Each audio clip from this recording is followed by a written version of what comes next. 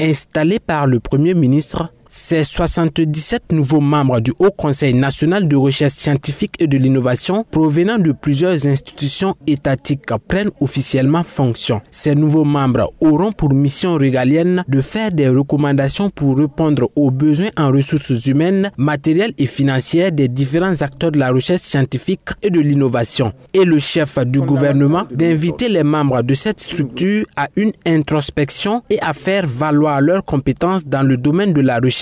Nous devons nous poser les vraies questions. Est-ce que nous faisons des recherches pour l'amour narcissique de la recherche, ou est-ce que nous faisons les recherches pour notre société, pour un impact social, voilà, pour un effet qualitatif?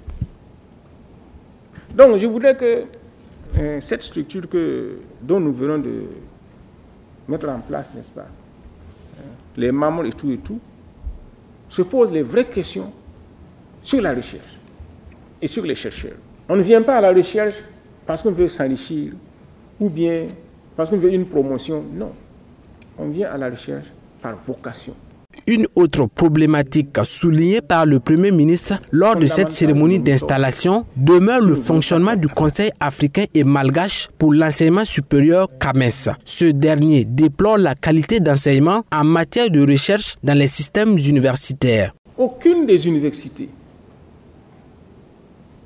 qui procède par la méthode du CAMES n'est cotée parmi les universités les plus avancées dans le monde. Aucune. Les chercheurs doivent viser le côté pratique de la chose. Je fais ça là, quel est son impact social? Comment je peux le mettre en place, etc. Et c'est ainsi que nous allons impacter la qualité de nos universités qui feront rêver d'autres et qui vont amener un meilleur classement de ces universités dans le monde et les rendre attractives.